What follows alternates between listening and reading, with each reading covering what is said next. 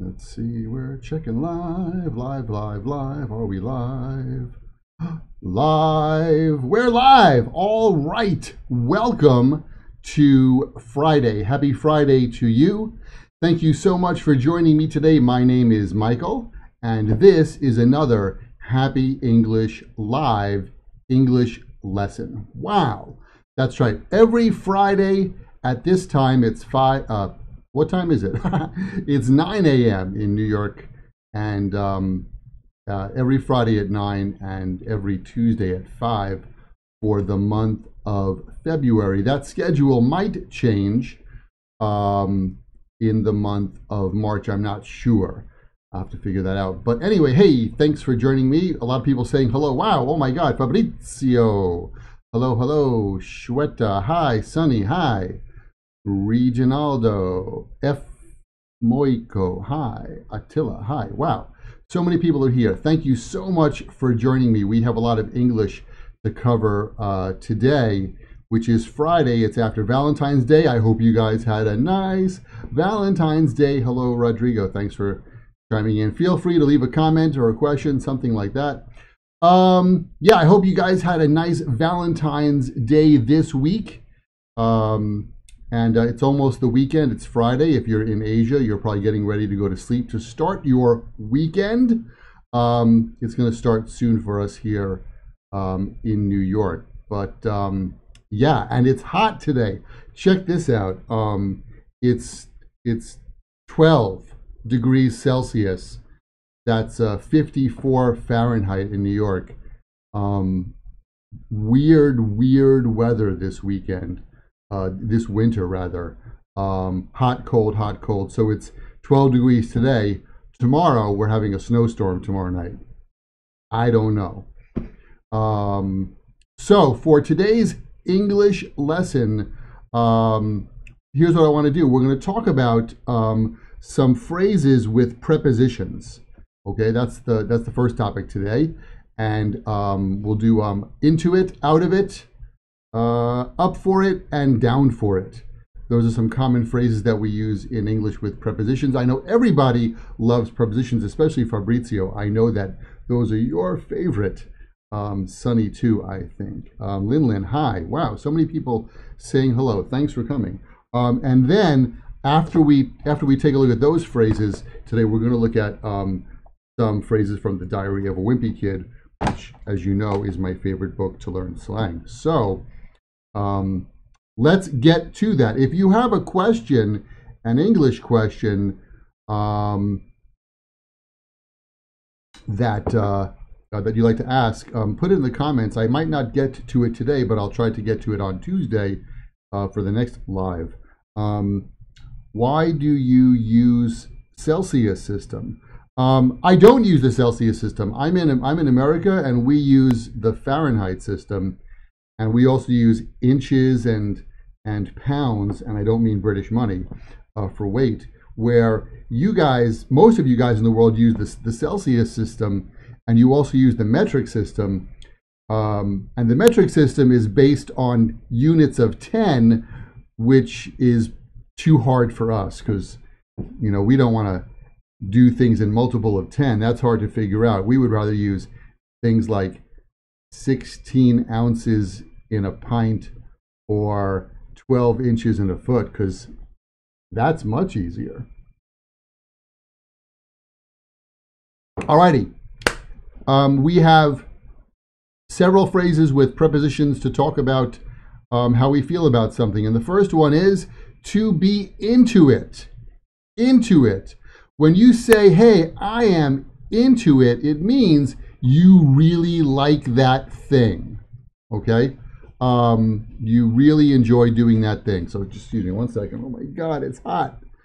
Of course, it's 12 degrees or 54 Fahrenheit outside, and this building will never turn the air conditioning on before May. So on a hot day like this. All right, so I'm into it. I'm into it means I really like it. For example, I'm really into jazz. I'm into jazz. I like jazz. You could say I like jazz, or you could say I'm into it. Jack isn't into sports. That's right. My friend Jack, he's not into sports. He doesn't like sports. he hasn't watched the Olympics. He's not into sports. I got into this book, I got into this book.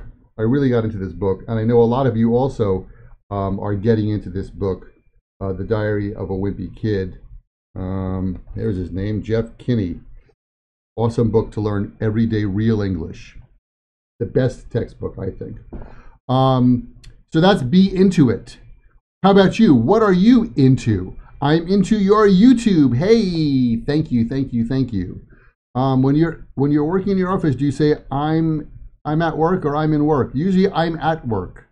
That's more common. Tian, thank you for got me in there. I'm at work. Right now I'm at work. And then be out of it. Be out of it. So be into it means I really like that.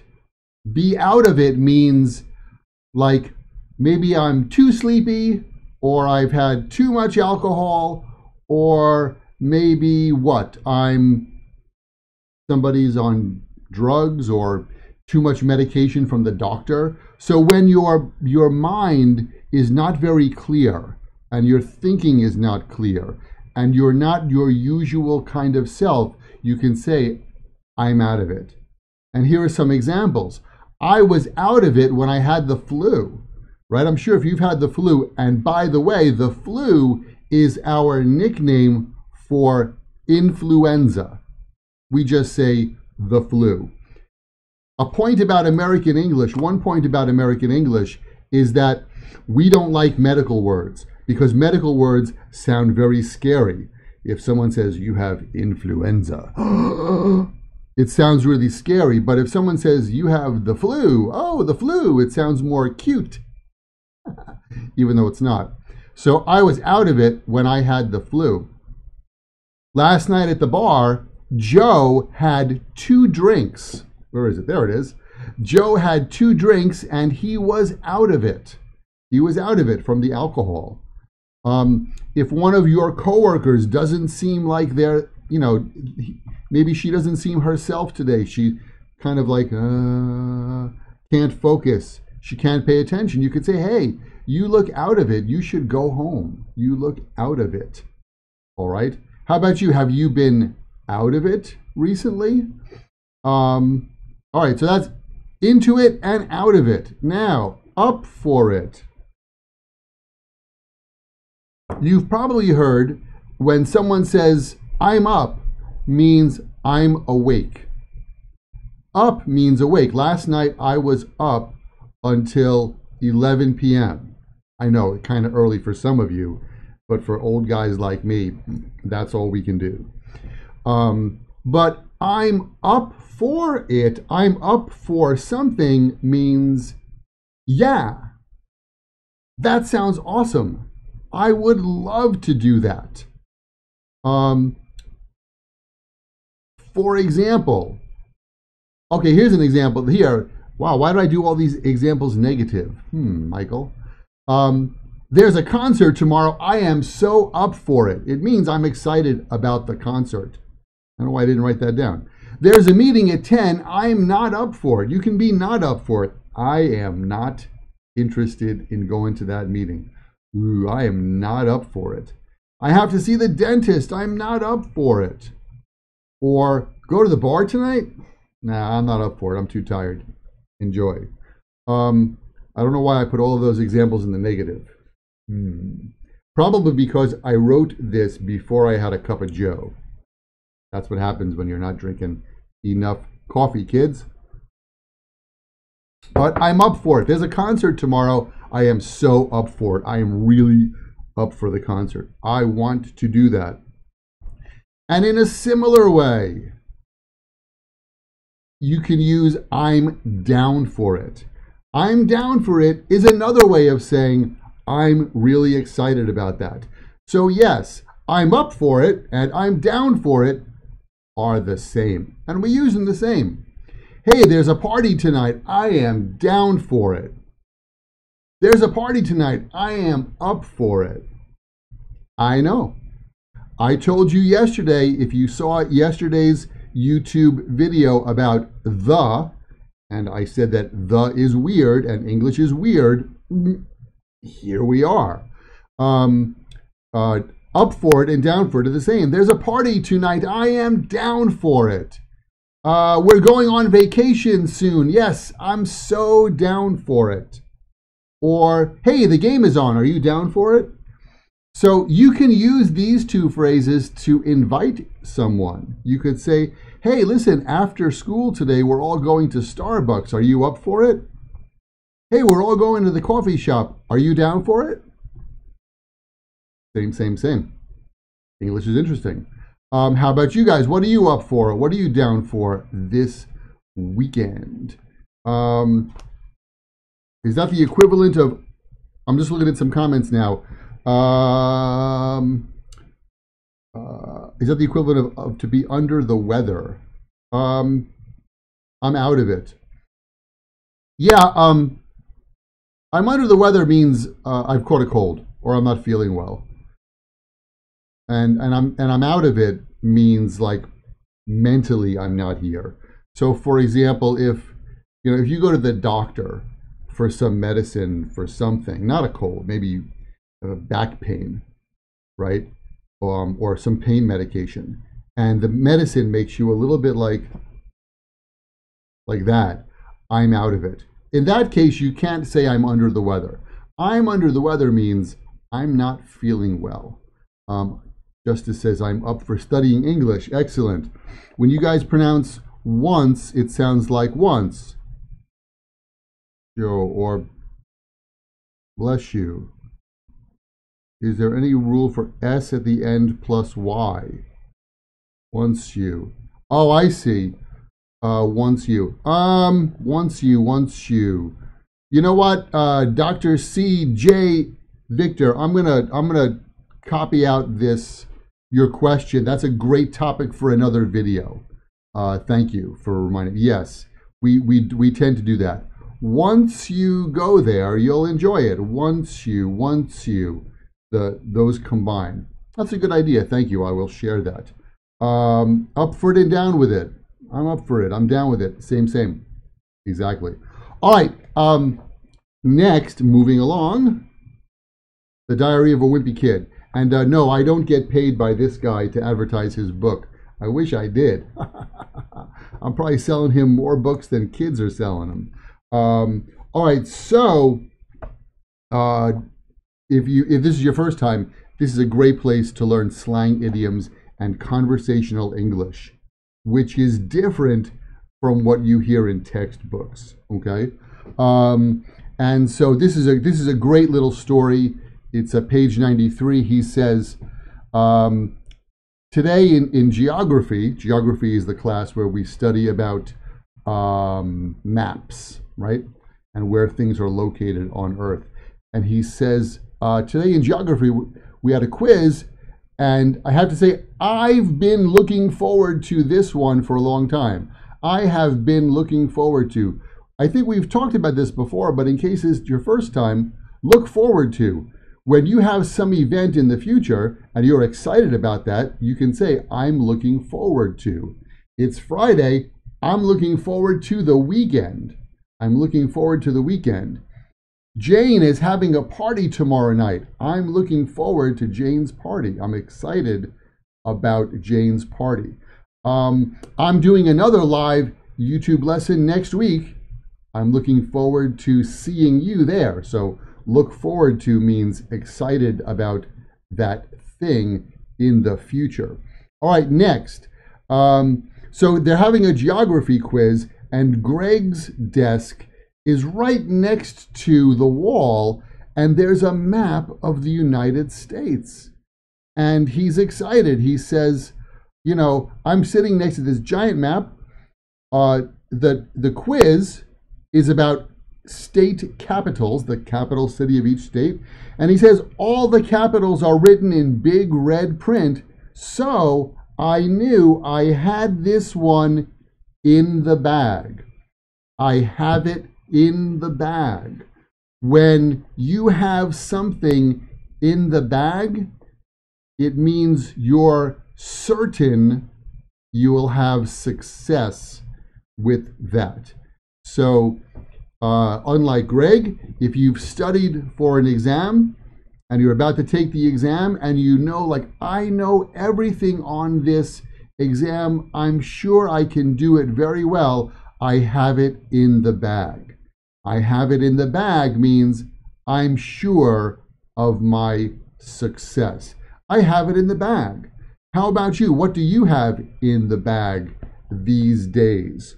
All right, and then the last one is in the same story, he says, just before the test started, Patty Farrell piped up from the front of the room. She piped up.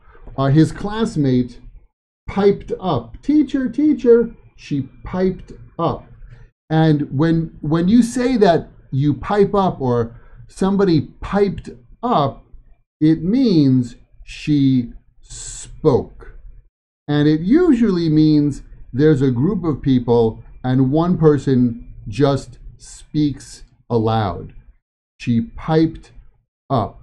And that idiom comes from the idea that your voice needs air. The air comes from your lungs, and your lungs are like pipes. So you pipe up, it means you speak out. Actually, on the other side, on the opposite of that, pipe down is a phrase that you can use to tell someone to be quiet. Sometimes in elementary school or in high school or junior high, the teacher walks into the room, all of the students are chatting, blah, blah, blah, blah, blah. All right, everybody, pipe down, let's get started. Pipe down means be quiet.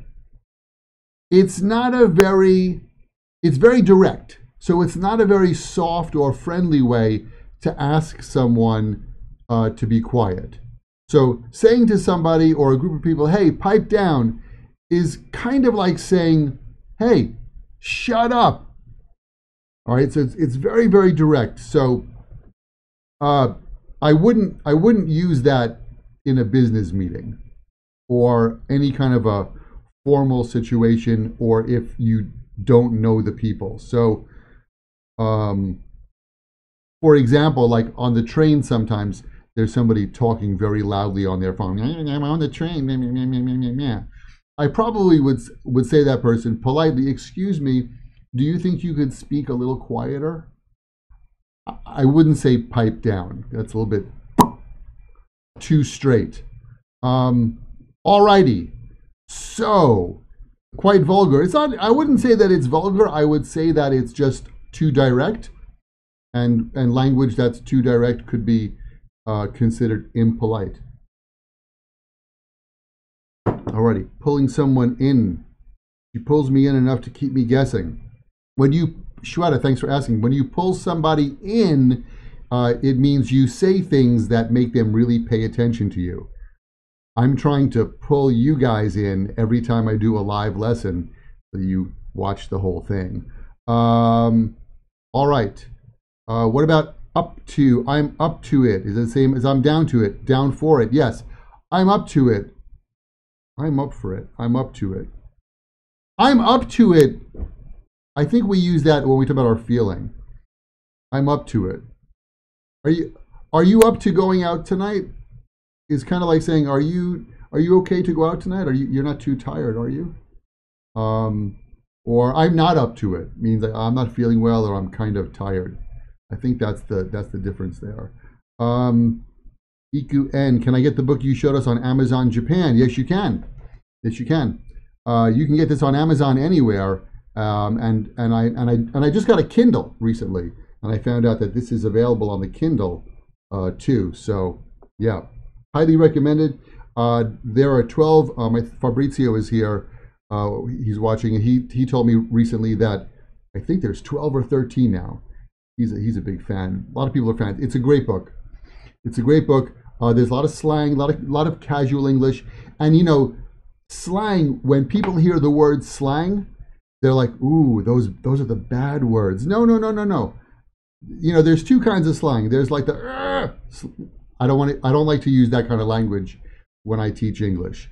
But you know what those are. You watch Hollywood movies enough. You know all the bad words, the one with the F, you know what I'm saying? And so that's one kind of slang. That's like slang that words you don't use when you talk to your mother, I hope. But other slang is just like, it's casual everyday English. It's how people talk. And the premise of this book is he's a boy who just started middle school. So he's what? That makes him like 12 years old, 13 years old. And so he's just talking very casually like he would talk to his friends. And it's real English. I haven't found another book that uses casual language in a very friendly, familiar style. So that's why I like this book. All right, cool. I'd like to buy it since I'm going to America. Come to America. Come to New York, please. All righty. That, my friends, brings us to the end of today's live English lesson. Thank you so much, everybody who commented. If I didn't get a chance to see you and say hello because the comments are scrolling, sorry. I will definitely, I definitely thank you for joining us. And if I didn't get to your question, I'm going to save the chat here. Just copy that out and paste it. And I'm going to, I'll get to your questions. I'll try to get to your questions for the next live. The next live English lesson is going to be on Tuesday next week at 5 p.m. New York time. And then on 9 a.m. on Friday, New York time, a week from today. I have other YouTube videos that I'm putting out too this week. Please subscribe. Please hit the subscribe button, hit the little bell so you'll know when I'm live or when I have a new video. I really, really appreciate that. I'm not selling you something here. I'm just trying to help you guys learn English. And all I ask is that you subscribe. That's it. Right now, 6,500 subscribers. My goal this year is 50,000. If everybody tells 10 friends and 10 of your friends subscribe to Happy English, I reach my goal. Okay? So please subscribe. Hey, thank you so much for watching. And I hope everybody has a great weekend. Keep studying. See you on Tuesday. Bye, guys.